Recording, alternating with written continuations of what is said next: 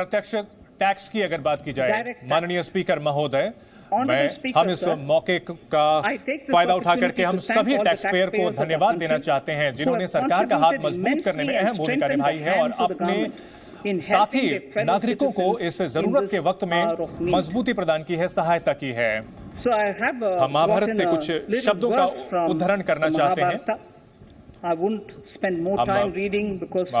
सही वक्त पर ये कहना चाहते हैं। However, the substance of it is the king must make arrangements. ये कहा जाता है कि राजा को जनता के हित के लिए धन को उपलब्ध कराना होता है, जिसके साथ साथ धर्म के हिसाब से कर लेना चाहिए और धर्म के हिसाब से चलना चाहिए। महाभारत के शांति पर्व में यह कहा गया है। श्लोक 72 में यह उद्धृत किया गया है। हम अपने पूर्वजों की ओर से लिखे गए तथ्यों के आधार पर हम समझदारी से कदम उठाना चाहते हैं और इस बजट में हम जो हमारे नीति है उसका ऐलान करना चाहते हैं, टैक्स रिजीम का। हम और भी सुधार लाना चाहते हैं और हमारी सोच ये है कि एक भरोसेमंद टैक्स रिजीम की स्थापना कर सकें। इसे हम सरलीकृत करना चाहते हैं टैक्स सिस्टम को, ताकि जो लोग हैं वो खुद से टैक्स देने के लिए आगे आएं और किसी भी तरह की मुकदमेबाजी कम हो।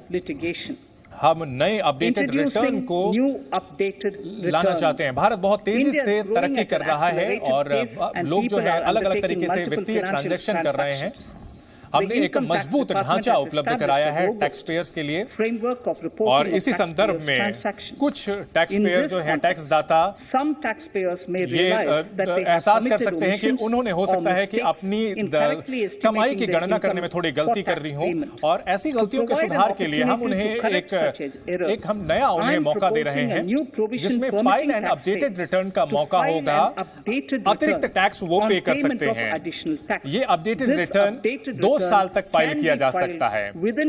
जो रिलेवेंट असेसमेंट ईयर होता है उससे 2 साल तक भरपाई की जा सकती है। जो भी करदाता चाहते हैं कि अपनी गलती का सुधार करें वो इससे कर सकते हैं। मौजूदा हाल की अगर बात की जाए कि अगर जो इनकम टैक्स डिपार्टमेंट है उसको मिलता है कि कोई असेसी उसकी रकम कोई उसने नहीं बताई है तो इसमें बहुत न्यायिक प्रक्रिया में चला जाता है, जिसमें काफी लंबा वक्त लगता है। और अब हम चाहते हैं कि एक भरोसा बहाल हो। इसके लिए जो करदाता है वो खुद ही ये एहसास करे कि उससे थोड़ी गलती हुई है या चूक हुई है, वो इस सुविधा का लाभ उठा सकता है। और इसका जो पूरा विस्तार है वो फाइनेंस बिल, वित्तीय कानून बिल में दिया जाएगा और इसमें स्वैच्छिक तरीके से अनुपालन कर सकते हैं, यानी आप खुद से आगे बढ़कर के ये कदम उठा सकते हैं। Reduced alternative minimum tax rate cooperatives के लिए जो टैक्स है उसमें टैक्स कम देना हो, उन्हें फिलहाल कोऑपरेटिव्स को 18.05% की दर से उन्हें टैक्स देना पड़ता है। हालांकि जो कंपनियां हैं जो वैकल्पिक सबसे कम टैक्स है उन्हें 15% लगता है। तो ऐसे में सबको बराबरी का मौका सके, कोऑपरेटिव सोसाइटी और कंपनियों को भी बराबरी का मौका मिल सके, इसलिए हम चाहते हैं कि अब कोऑपरेटिव सोसाइटीज को भी 15% की दर से टैक्स देना होगा। माननीय स्पीकर महोदय, इसके अलावा हम ये भी प्रस्ताव देते हैं कि जो सरचार्ज कोऑपरेटिव सोसाइटीज पर लगता है वो फिलहाल 12% है, उसे घटाकर 7% किया जाए। ये उनके लिए होगा जो कि 1 करोड़ से 10 करोड़ तक उनकी कमाई होगी। उन्हें अब 12% से घटाकर 7% तक टैक्स देना होगा। इससे कोऑपरेटिव सोसाइटीज को फायदा होगा, साथ ही साथ जो कृषक वर्ग हैं उनको फायदा मिलेगा। जो टैक्स छूट मिलेगी जो कि दिव्यांग है उन्हें दिया जाएगा। जो भी दिव्यांग है उनके पेरेंट, उनके अभिभावक या माता पिता इसका फायदा ले सकते हैं। जो मौजूदा कानून है वो ऐसे अभिभावक या माता पिता के लिए लगभग लमसम रकम तक की छूट देता है और अभी फिलहाल सिर्फ डेथ की मौत की स्थिति में उनको मिलता है। लेकिन अभी जो दिव्यांग डिपेंडेंट है उन्हें जब जरूरत पड़े अपने माता पिता या अभिभावक की जीवन काल में अगर उन्हें जब जरूरत पड़ती है तो इसके लिए हम प्रस्ताव करते हैं कि उन्हें एक साथ या लमसम अमाउंट जो है दिव्यांग लोगों के लिए वो अपने माता पिता और अभिभावक के जीवन काल में ही उन्हें मिल सकता है। वो 60 साल की उम्र जब उनकी हो जाती है तो जो दिव्यांग है उन्हें एक मुश्त रकम मिलेगी। राज्य सरकार के और केंद्र सरकार के कर्मचारियों के बीच एक समान हो, हम समानता लाना चाहते हैं। सरकार ने 14% पेंशन सिस्टम में जाता है, एनपीएस में जाता है केंद्र सरकार के कर्मचारियों का। हालांकि इस तरह के जो डिडक्शन होती है वो लगभग वेतन के 10% तक होता है। ये राज्य सरकारों की स्थिति में 10% तक जाता है। तो हम केंद्र और राज्य सरकार के जो कर्मचारी हैं उनको बराबरी का मौका मिले, इसके लिए हम ये छूट का जो दायरा है, टैक्स का छूट का दायरा जो है वो 10% से बढ़ा करके 14% तक करना चाहते हैं।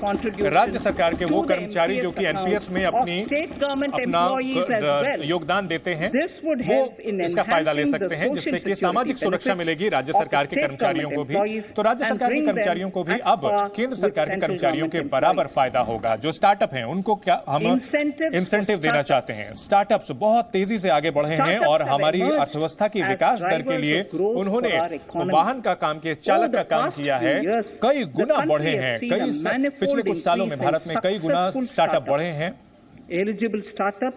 31 मार्च 2022 से पहले जो स्टार्टअप की स्थापना की गई है उन्हें लगातार 3 साल तक छूट दी गई है।